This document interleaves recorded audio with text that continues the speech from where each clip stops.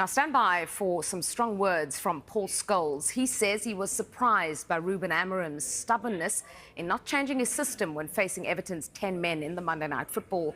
He says it felt like one step forwards and two steps back at times during Amorim's year in charge, but he still feels they will be challenging for European places at the end of the season. It's a really tough job for him. We know that.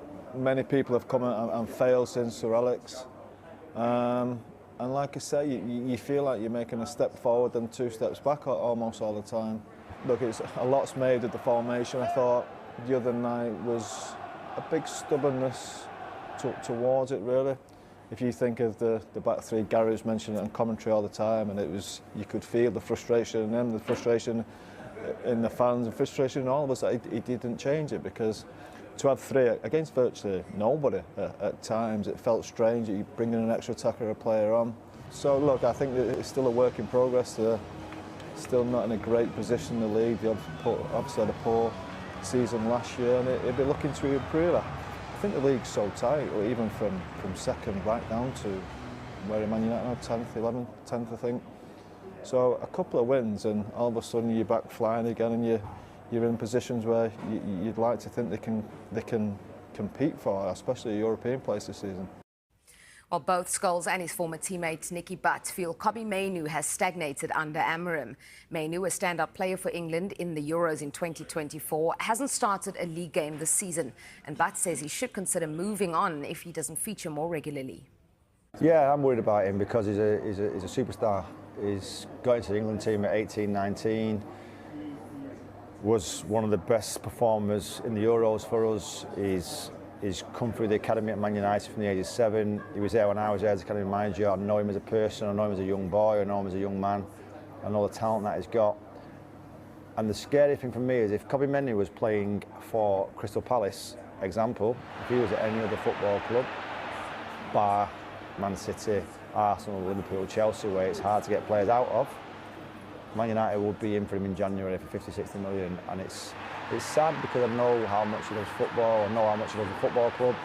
More importantly, as we all do, we know the talent that he's got, and it is a waste, and he's a player that we could do with. For a player of his ilk, shouldn't be going on loan.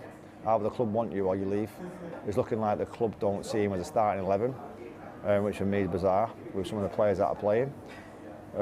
So if I was his advisor, I'd be saying, look, if you don't get in that starting 11 pretty soon, you need to go and get a new club that's going to value you, going to help your career go forward, and going to get you to the levels that you should be at, and we all know you should be at. That's probably one of the most disappointing things for me is Mainoo not being involved in this Manchester United team, because we saw how good he was 18 months, 2 years ago, and for some reason it's not quite happened. The manager doesn't seem to quite fancy him, but we all know the qualities he has, but the manager's just for some reason preferring somebody else, and that's something he has to deal with. I think he's dealt with it quite well at this minute, but at some point he will get frustrated, and as I'm frustrated with watching Manchester United at times as well, and especially with Mainoo, because homegrown talent, we don't have many of them anymore, and we want him in that. Of Ruben Amorim after their latest loss has led to the emergence of damning statistics. The Red Devils' recent resurgence ground to a halt on Monday night as they were defeated 1-0 by Everton on home turf, despite the visitors playing for over 75 minutes with 10 men. Premier League icon Matt Letizia told Football Insider last month that Amorim could still be under pressure at United if he doesn't sustain their recent upturn in form. The Portuguese had seemingly navigated his way through the many calls for him to lose his job earlier in the campaign, but after Monday's defeat, he has managed to reach a new low in his time at the helm.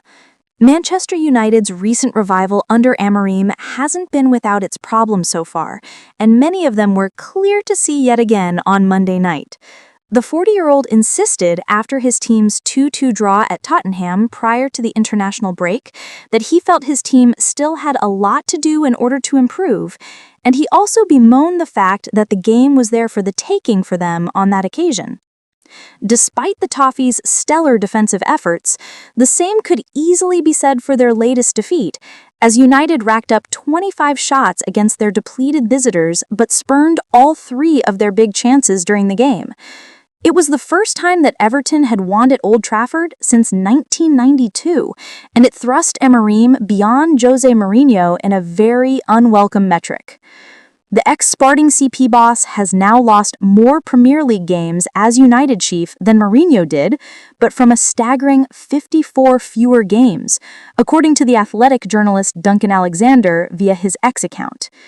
It serves as yet another horrific badge